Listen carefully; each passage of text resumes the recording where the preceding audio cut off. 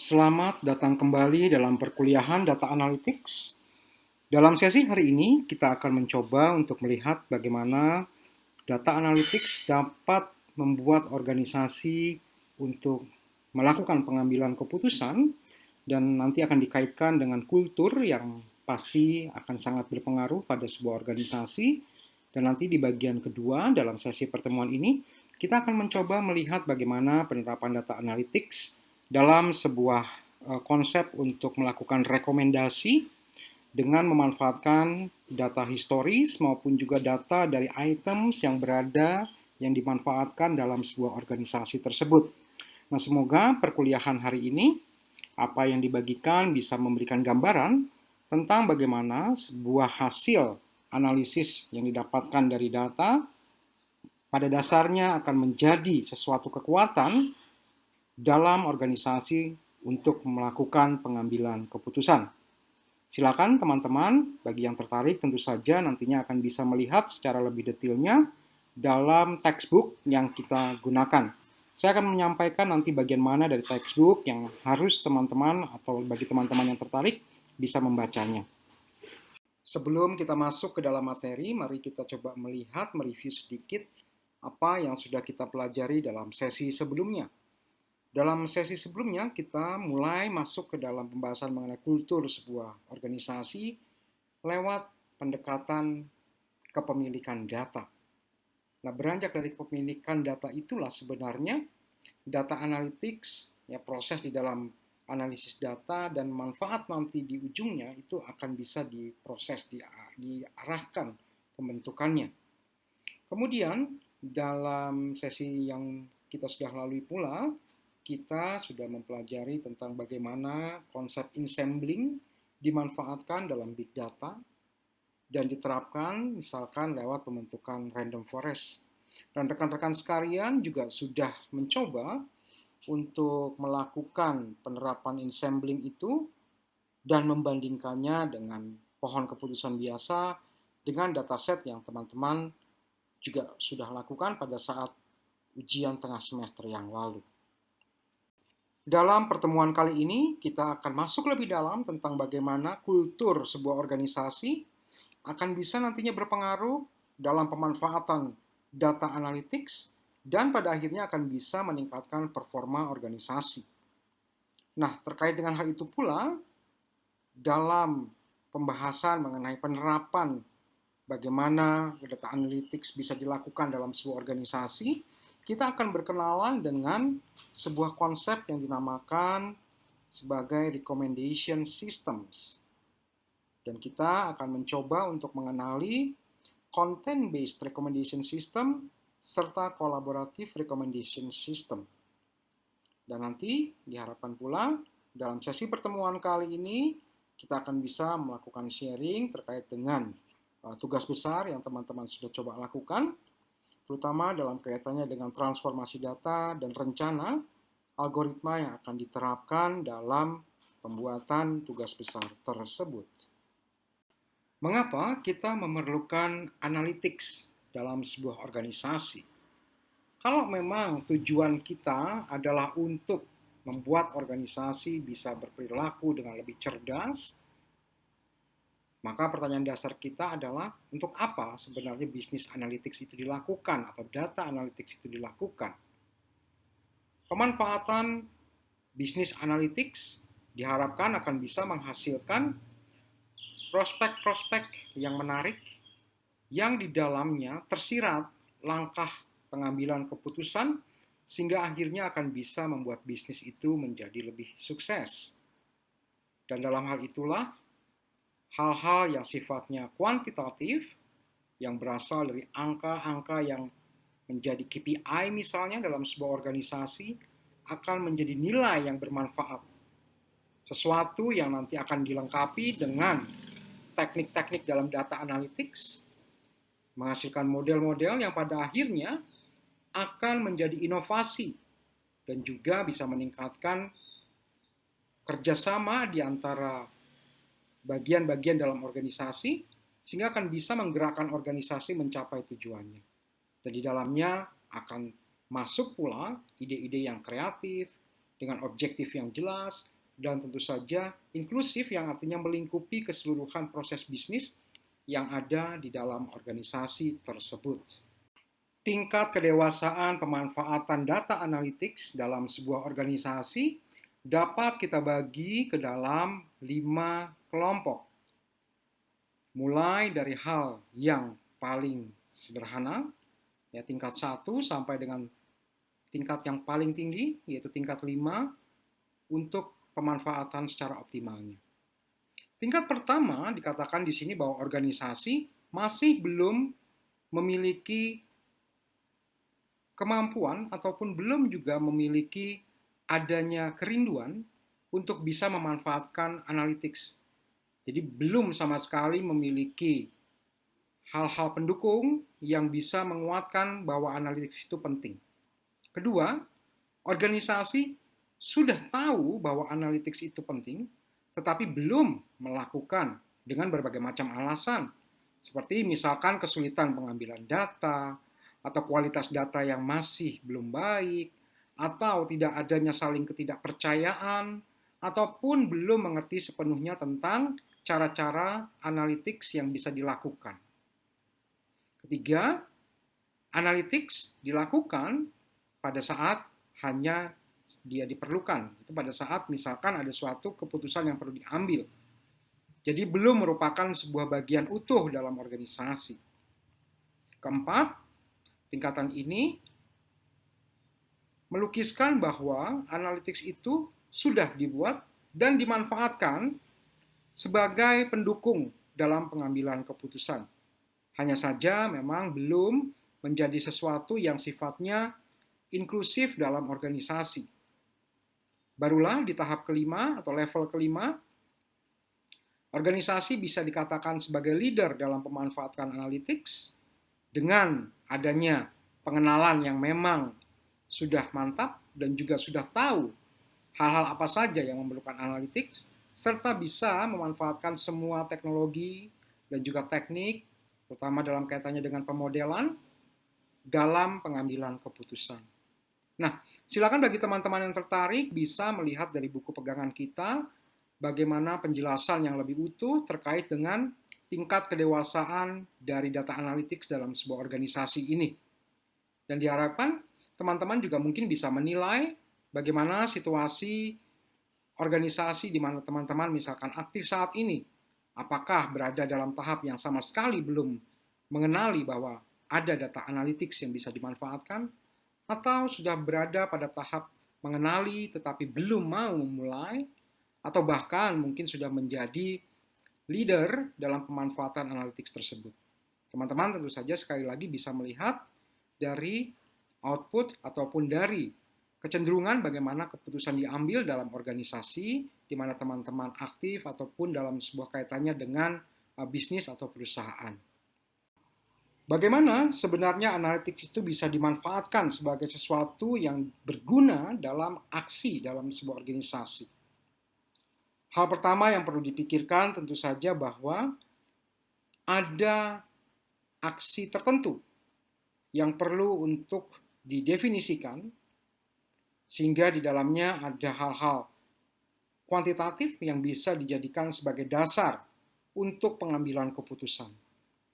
Nah, setelah tahu aksi atau proses apa yang perlu memerlukan analytics tersebut, bisa dilanjutkan dengan membuat model ya di tahap kedua ini, jadi menghasilkan rekomendasi dan tim analis dan di dalamnya termasuk juga orang-orang IT yang memang bisa menghasilkan model, perlu membentuk model tersebut sehingga akan bisa dinilai keyakinannya apakah memang akan bisa bermanfaat, berkualitas untuk dimanfaatkan dalam organisasi. Nah, pada saat model itu sudah diyakini mampu mewakili kebutuhan dari pengambilan keputusan, maka tahap ketiga di sini adalah adanya pengujian, adanya suatu evaluasi terhadap model yang dimanfaatkan sehingga akan terlihat apakah memang hasil dari analitis itu akan berguna pada saat perusahaan sudah melakukan pengambilan keputusan. Jadi kalau mau disederhanakan, kita bisa membaginya ke dalam 3 tahap. Yang pertama adalah untuk menentukan prosesnya, kedua menghasilkan model, dan ketiga melakukan testingnya.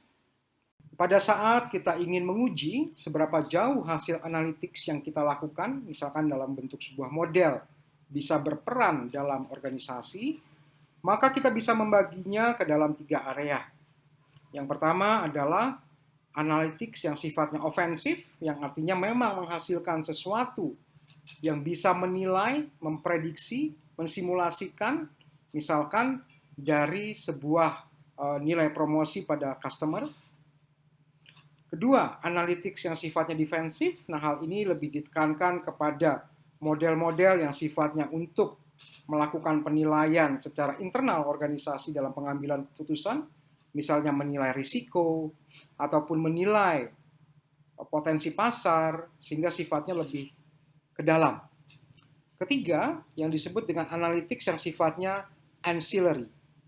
Nah, di sini kita bisa menilainya dari survei atau dari masukan yang memang berasal dari realita terhadap stakeholders yang berada di luar organisasi, seperti misalkan dari customer atau mungkin konsultan, sehingga akan bisa dijadikan nantinya sebagai masukan kembali terhadap analytics yang sifatnya ofensif maupun defensif. Nah, ketiga area pemanfaatan dan juga pengujian model tadi diharapkan akan memberikan nilai terhadap hasil analytics yang sudah dilakukan dan pada akhirnya akan bisa dilakukan pembuatan ulang kembali dari model untuk menghasilkan perbaikan-perbaikan atau boleh dikatakan terdapat adanya enhancement ya atau perbaikan dari model yang sudah dimiliki yang pada akhirnya akan kembali bisa nantinya dilakukan analisis terhadap performanya dan memberikan nilai atau tidak terhadap organisasi. Setelah kita melihat dari slide-slide sebelumnya bahwa analytics memiliki peranan yang penting dalam pembentukan dan juga pendukung kematangan kultur sebuah organisasi, maka sekarang kita bisa lebih jauh lagi meninjau tentang apa yang perlu kita lakukan pada saat kita menginginkan bahwa mereka yang berada di dalam organisasi akan bisa membentuk keputusan dengan lebih baik, tentu saja dalam hal ini dengan memanfaatkan hasil analytics. Yang pertama yang bisa dilakukan adalah dengan memberikan arahan ataupun mungkin memberikan training, pendeknya memberikan pendidikan tentang manfaat dari data-data yang bersifat kuantitatif sehingga bisa dimanfaatkan untuk membentuk model, menghasilkan sesuatu yang bisa dijadikan sebagai landasan dalam pengambilan keputusan ya sebagai hasil dari data analytics. Kedua, kita bisa melakukan scaling atau melakukan eskalasi dalam tanda kutip di sini kita bisa terjemahkan sebagai kadar dari kecerdasan ya misalnya bagaimana kita memberikan aturan-aturan atau mengimplementasikan aturan-aturan yang ada di dalam operasional, workflows, sehingga hasil analytics itu akan bisa diterapkan. Ya, sebagai contoh, misalkan dari model kita bisa mengetahui bagaimana misalnya kombinasi antara beberapa pekerja di lapangan menghasilkan hasil produksinya. Nah, dengan cara seperti itu, maka nantinya kita tentu saja akan bisa membuat penjadwalan yang baik, sehingga pada saat para pekerja yang berada di lapangan tersebut melakukan eksekusi dari pekerjaannya, diharapkan akan bisa menghasilkan hasil yang optimal, sebagaimana diprediksi oleh model yang dihasilkan dari data analytics. Salah satu tantangan terbesar dalam pemanfaatan data analytics dalam bisnis atau dalam organisasi adalah pada saat adanya keputusan-keputusan yang sifatnya bias atau mungkin dianggap tidak mewakili dari kebutuhan. Nah, terutama dalam hal ini jika model yang dihasilkan mungkin bertentangan dengan kebiasaan yang terjadi, yang sering dilakukan, atau bahkan terbentur dengan tingkat kepentingan dari organisasi itu sendiri, terutama mungkin dalam kaitannya dengan para petinggi di suatu organisasi. Jadi ada ketidakyakinan. Nah, hal ini juga mungkin terkadang ditambah dengan keadaan bahwa model yang ada bisa disalahgunakan, sehingga tingkat perilaku dari organisasi bukan menjadi lebih baik dengan diterapkannya model, tetapi justru malah menjadi sesuatu yang bertentangan dengan yang seharusnya. Serta yang juga mungkin perlu dipikirkan dari penerapan terhadap data analytics ini adalah adanya model dengan hasil yang berbeda-beda.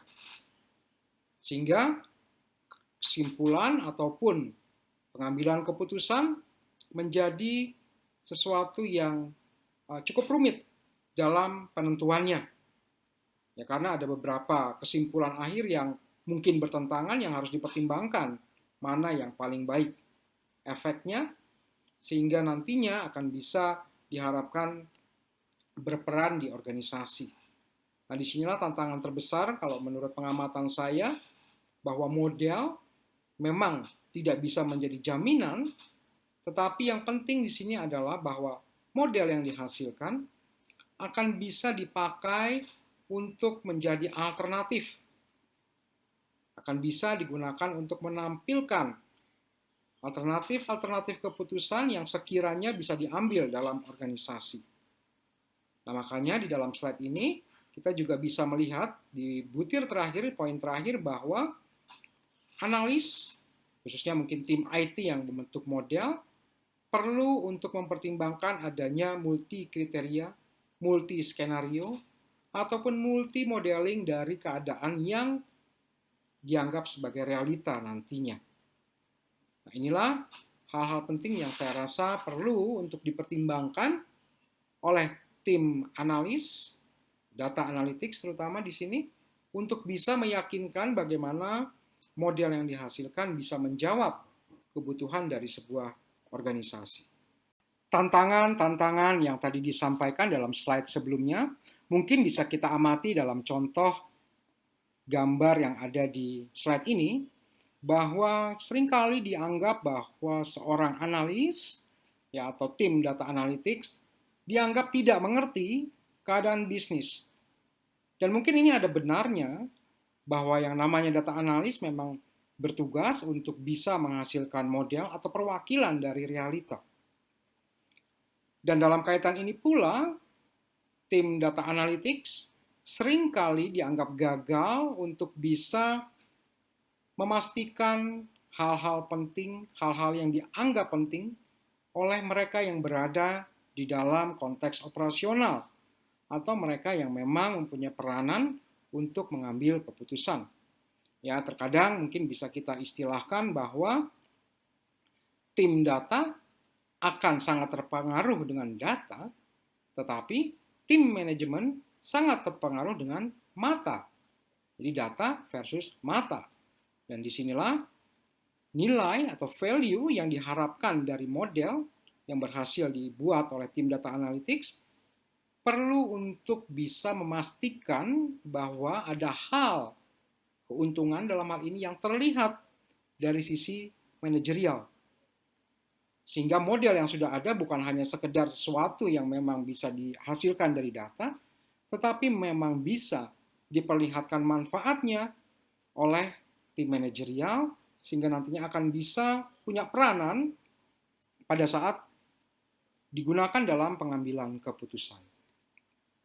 Dengan memperhatikan langkah-langkah yang tadi kita sudah sempat lihat di slide ke-6, bahwa ada perencanaan aksi, rekomendasi, dan juga pengujian terhadap model, maka mulai dari slide ini sampai dengan 2 slide ke depan, kita akan mencoba memperhatikan kalau seandainya kita memang akan melaksanakan aksi yang berasal dari sebuah model, tentu saja kita di sini perlu memperhatikan apa yang disebut dengan transformation roadmap.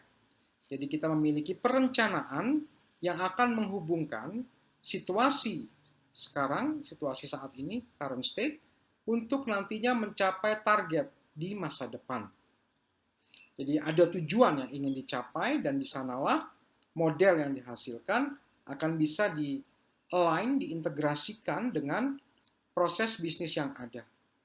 Nah, dengan aligning atau dengan mencoba untuk mengintegrasikan model terhadap target di masa depan, diharapkan nantinya model akan punya peranan dalam mengarahkan keseimbangannya terhadap matriks atau KPI yang harus dicapai di dalam target tersebut. Dan dengan demikian, kita akan nantinya bisa mengukur ya bagaimana keadaan sekarang current state sebagai baseline terhadap nantinya target yang akan dicapai. Dan di dalam transformation roadmap, kita akan memiliki tahapan-tahapan yang memungkinkan target pada akhirnya akan bisa dicapai. Perencanaan yang disusun dalam transformation roadmap tentu saja perlu dikritisi. Jadi ada rekomendasi yang perlu dipertimbangkan. Seperti misalnya kalau teman-teman lihat di slide ini, dalam gambar ada tulisan-tulisan yang berwarna dengan warna biru. Di sana adalah hal-hal pertanyaan yang kita bisa kritisi terhadap roadmap yang disusun. Dan di sini sifatnya lebih untuk pengayaan di dalam organisasi. Organisasi perlu berkaca tentang kesiapan apa saja yang diperlukan dan juga hasilnya nantinya yang diharapkan itu seperti apa pada saat target nantinya disusun. Nah, dengan cara melakukan kritisi terhadap pertanyaan ini diharapkan bahwa kenaikan KPI yang berlangsung dalam tahap transformasi pada saat sebuah model coba untuk dijalankan di dalam organisasi pada akhirnya akan bisa dicapai dan hasilnya juga akan optimal. Dan dengan demikian, pada saat sebuah organisasi mencoba untuk mengkritisi roadmap untuk perjalanan transformasinya, pada saat yang sama pula, tingkat kedewasaan terhadap analytics di dalam organisasi tersebut juga sedang bertumbuh. Ya, terutama dalam kaitannya dengan bagaimana kultur pengambilan keputusan yang didasari pada data.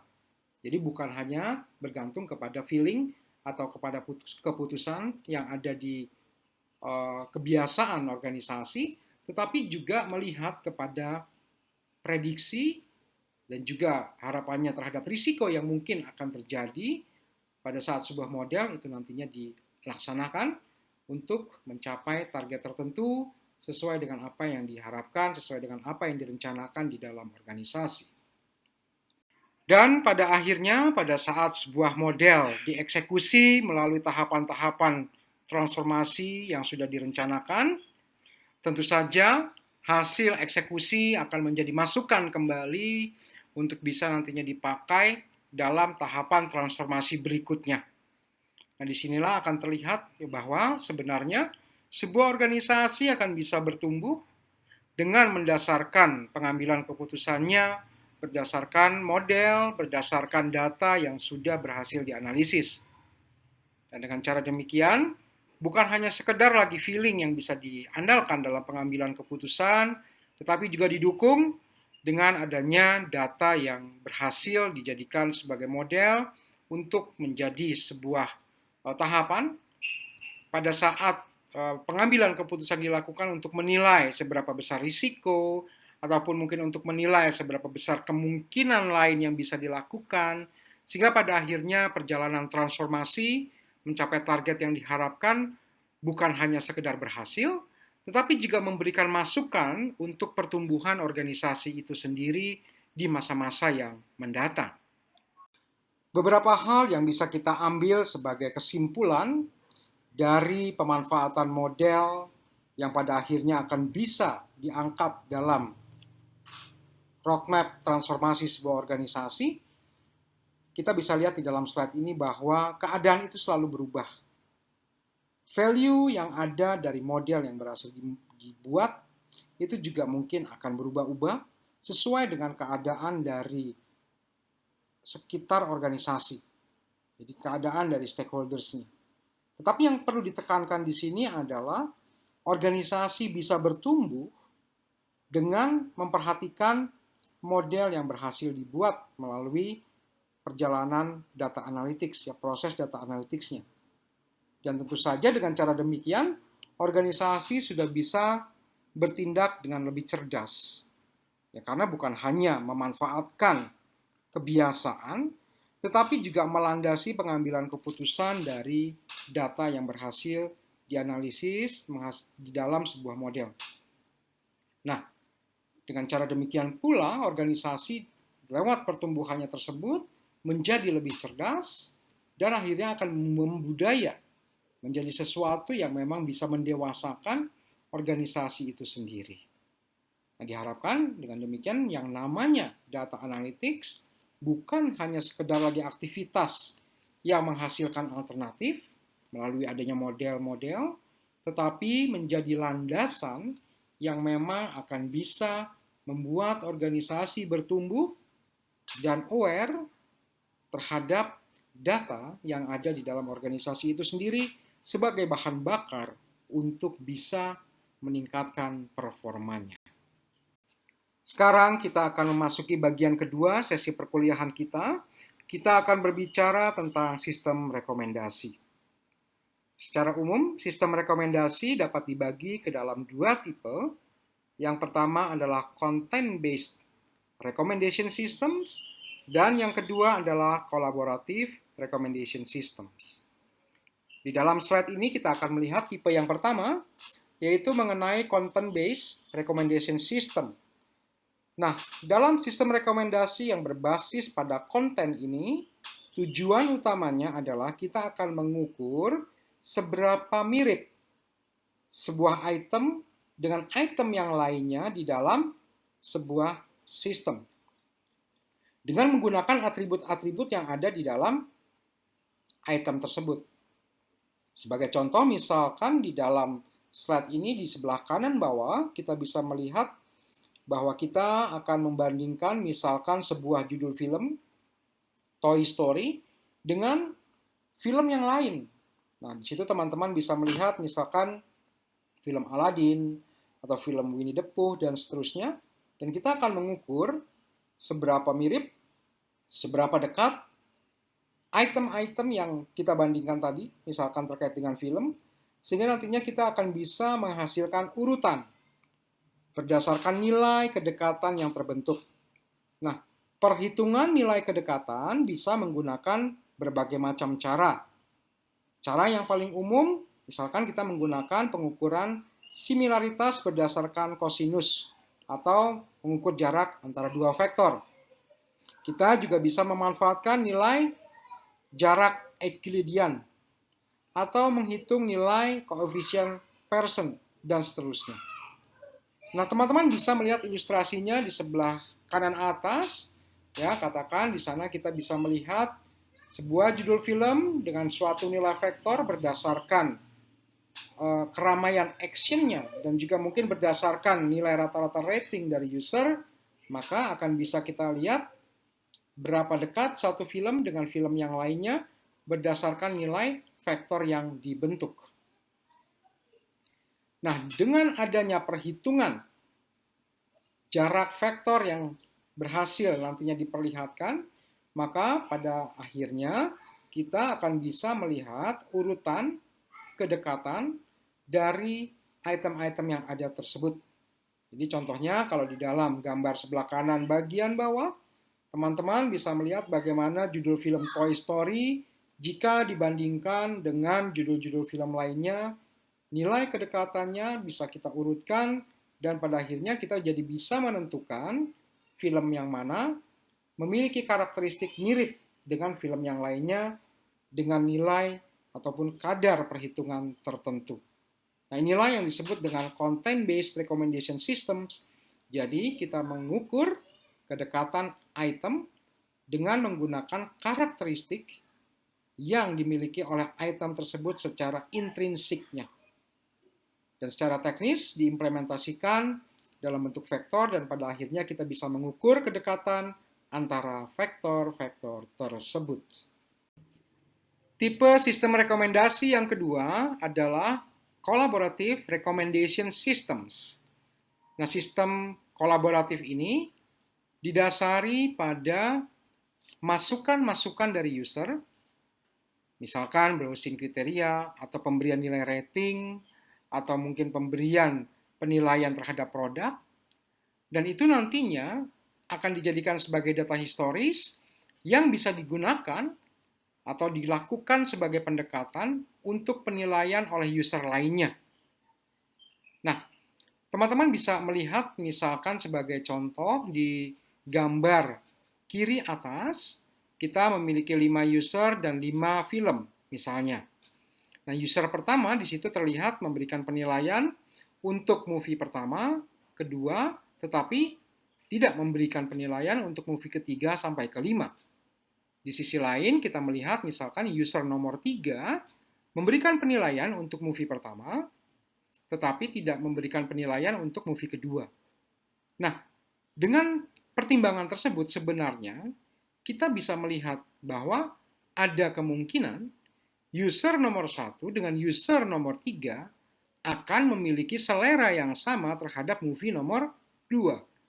Sehingga dengan demikian user nomor 3 pun akan bisa kita berikan penilaian yang tentu saja sifatnya prediktif terhadap movie nomor 2. Ya, jadi dengan mempertimbangkan matriks informasi data historis user yang tidak lengkap, kita akan bisa melengkapi matriks tersebut.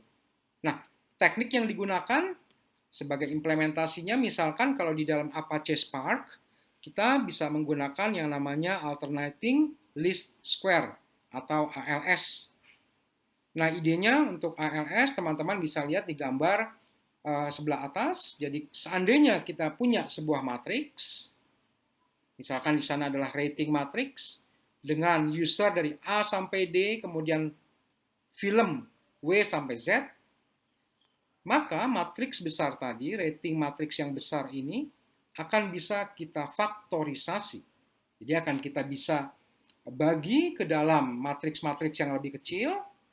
Jadi di sini akan terbentuk dua matriks, user matrix dan item matrix.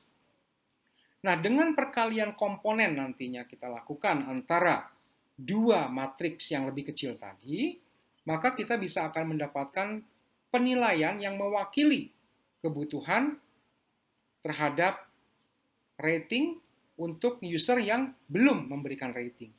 Ya, sebagai contoh misalkan kalau di dalam matriks yang sebelah kanan atas, kita melihat di dalam rating bahwa user A belum memberikan penilaian untuk item W.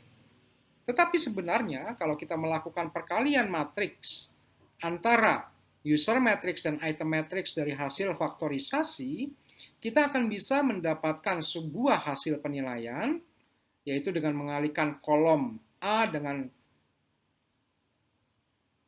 baris item matrixnya.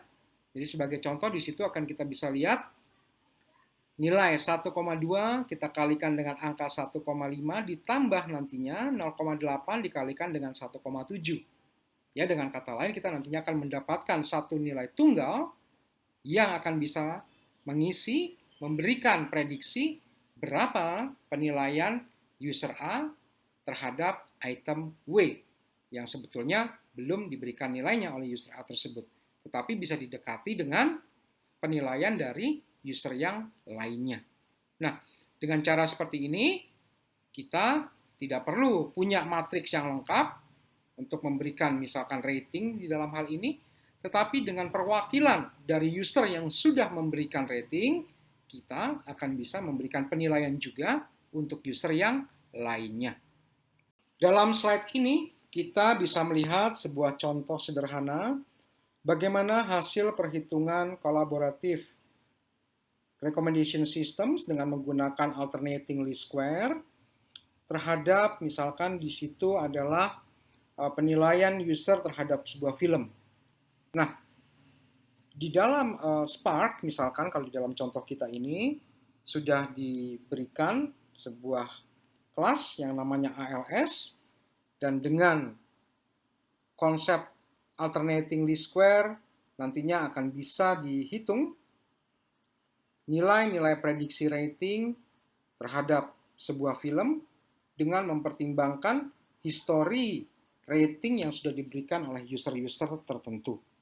Nah, dengan cara seperti ini, tentu saja kita bisa menerapkan hal yang sama, pendekatan yang sama, untuk sifat-sifat kolaboratif yang lainnya. Nah, kita juga bisa melihat di gambar sebelah kiri, bagaimana perjalanan dari algoritma alternating least square tersebut, di mana kita tentu saja membutuhkan proses numerik di dalamnya. Saya tidak akan memberikan proses yang lengkapnya secara matematis, tetapi yang teman-teman perlu pertimbangkan di sini, bahwa untuk bisa melakukan collaborative recommendation dengan menggunakan ALS, menggunakan alternating least square, diperlukan adanya matriks user, matriks film yang sudah diberikan ratingnya oleh user, dan itu nanti akan menjadi hasil faktorisasi setelah melewati beberapa iterasi, ya, yang di dalamnya tentu saja terjadi proses secara numerik. Nah, silakan mungkin bagi teman-teman yang tertarik, saya juga sudah memberikan sebuah links, di mana di dalamnya teman-teman akan bisa melihat penerapan ALS dalam konteks recommendation systems untuk melakukan penilaian film. Nah, silakan teman-teman bisa mengikuti links yang ada, tapi ide besar yang ditawarkan di sini adalah kita akan bisa memberikan penilaian meskipun informasi dari user belum lengkap. Dan ini salah satu pendekatan yang cukup baik untuk bisa mempertimbangkan pemberian rekomendasi berdasarkan data histori dari user. Dalam slide ini diberikan gambaran besar bagaimana proses alternating least square dilakukan, dan di sini pendekatan yang dipakai adalah menggunakan stochastic gradient descent. Jadi kalau teman-teman perhatikan secara algoritmiknya di gambar sebelah kanan atas, akan terbentuk adanya matriks hasil faktorisasi setelah di dalam proses ARS tersebut dihitung, diminimalkan error yang ada antara hasil faktorisasi dari satu tahap iterasi ke tahap yang berikutnya, sampai nanti jumlah maksimum iterasi tercapai. Tetapi ide penting yang saya perlu sampaikan bahwa sebuah matriks besar itu pada dasarnya akan dipisahkan atau difaktorisasi ke dalam dua matriks yang lebih kecil, sehingga nantinya akan bisa dibentuk perkalian antara dua matriks yang akan bisa mewakili kebutuhan kita untuk bisa mengaitkan antara satu user dengan user yang lain kalau dalam konteks kolaboratif recommendation systems ini.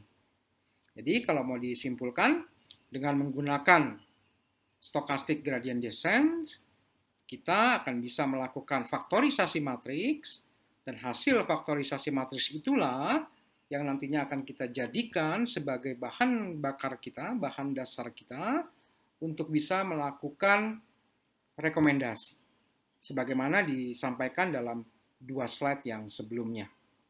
Nanti silakan bagi teman-teman yang tertarik, tentu saja cukup banyak sumber informasi di internet yang bisa memperlihatkan proses numerik dalam terjadinya stochastic gradient descent ini, ya, untuk mempertimbangkan nilai hasil akhir dari hasil faktorisasinya. Untuk mengakhiri sesi pertemuan kita kali ini, saya menyampaikan sebuah studi kasus di mana pemanfaatan sistem rekomendasi bisa digunakan untuk memprediksi faktor-faktor risiko dalam proses bisnis. Jadi dicontohkan kalau di dalam studi kasus ini, dalam paper yang saya angkat ini, bagaimana misalkan contoh risiko yang muncul seandainya sebuah organisasi memilih seseorang untuk melakukan sebuah aktivitas. Berapa nilai risikonya? Nah, adapun metode rekomendasi yang disampaikan di dalam paper ini itu menggunakan content-based approach, jadi pendekatan secara konten. Nah, tetapi dalam penentuan rekomendasinya tidak menggunakan perhitungan jarak, namun dengan membentuk pohon keputusan. Tentu saja pohon keputusan itu didasari kepada log, ataupun boleh dikatakan data historis, dari nilai lama terjadinya atau lama dijalankannya sebuah proses bisnis dalam hal ini pada sebuah organisasi. Dan dengan mempertimbangkan lama perjalanan sebuah proses itulah algoritma yang diterapkan dalam pembentukan pohon keputusan itu nantinya akan menentukan berapa besar risiko seandainya seseorang ataupun sebuah mesin dipakai untuk melakukan sebuah proses bisnis. Nah, dari contoh ini nantinya diharapkan teman-teman akan bisa melihat bagaimana data perlu dikumpulkan, kemudian data itu diolah untuk bisa menghasilkan sistem rekomendasi. Silakan bagi teman-teman yang tertarik tentu saja bisa membaca papernya secara lengkap. Namun ide dasar dari paper ini saya akan bahas dalam slide yang selanjutnya. Ide dasar dalam paper yang saya angkat sebagai studi kasus ini bisa teman-teman lihat, yaitu dengan mengambil data historis. Kalau kita lihat data historisnya berasal dari proses bisnis, dan proses bisnisnya, workflow-nya teman-teman bisa lihat di gambar sebelah kiri bawah. Jadi di sana digambarkan pada bagian-bagian yang berwarna biru, ada proses bisnis yang terjadi, dan direkam atau direcordlah lama waktu yang diperlukan untuk melengkapi proses bisnis tersebut. Tentu saja dengan mempertimbangkan siapa atau apa yang dipakai untuk menjalankan proses bisnisnya. Nah, hasil pengumpulan data historis terhadap lama waktu eksekusi sebuah proses bisnis itu nantinya akan dijadikan sebagai pohon keputusan, dan pohon keputusannya teman-teman bisa lihat di bagian sebelah kanan. Jadi sebagai contoh, misalkan di sana pada saat proses pemilihan resource dilakukan, andaikan kita mengambil keputusan untuk berada di jalur sebelah kanan dari pohon, jadi misalkan kita memilih Michael Brown untuk melakukan sebuah task, maka akan bisa dilihat untuk masing-masing task ada nilai faktor risiko yang menjadi kesimpulan. Nah, di dalam studi kasus ini, pembentukan pohon yang dilakukan, ini dilakukan dengan menggunakan random forest, dan hasil dari sebagian pohonnya dapat kita lihat di sini. Tetapi mungkin ini bisa menjadi inspirasi bagi teman-teman bahwa dalam membentuk atau menghasilkan sebuah sistem rekomendasi, kita bisa juga melakukannya bukan hanya sekedar dari sisi intrinsik, misalkan dengan menggunakan perhitungan jarak, ataupun dengan mempertimbangkan user history dalam tipe kolaboratif, tetapi juga kita bisa bawa dalam bentuk pohon keputusan, seperti yang dicontohkan dalam studi kasus ini. Nah, mudah-mudahan hal ini bisa memberikan inspirasi bagi teman-teman juga untuk mungkin bisa menghasilkan sistem rekomendasi yang bukan hanya didasari kepada hal-hal yang sifatnya sekedar numerik ya, tetapi juga mempertimbangkan adanya perhitungan terhadap proses bisnis yang terjadi. Jadi dicontohkan di sini bagaimana dari sebuah workflow, ya, proses bisnis yang terjadi dalam sebuah perusahaan, dalam sebuah pabrik dalam hal ini, itu bisa diangkat, kemudian dijadikan sebagai dasar pembentukan pohon keputusan untuk mempertimbangkan risiko terhadap jalannya sebuah proses jika ditangani oleh seseorang atau dilakukan dalam sebuah mesin. Dalam slide ini, teman-teman bisa melihat ada beberapa nomor soal yang bisa dijadikan sebagai latihan untuk individu dalam kaitannya dengan sistem rekomendasi. Silakan teman-teman juga bisa mencari informasi tentu saja dari internet atau dari sumber lain, seandainya informasi yang diberikan dalam slide ini dirasakan masih perlu ditambahkan. Selamat bekerja dan semoga hasil perjumpaan kita hari ini, materi yang diberikan hari ini, bisa memberikan masukan, bisa jadi sebuah sumber pengetahuan baru, dan memberikan inspirasi juga bagi teman-teman dalam pengerjaan tesis atau mungkin nanti dalam kaitannya bagaimana diimplementasikan dalam kebutuhan di lapangan di tempat teman-teman sekalian bekerja. Terima kasih untuk perhatiannya. Kita akan berjumpa kembali dalam sesi berikutnya.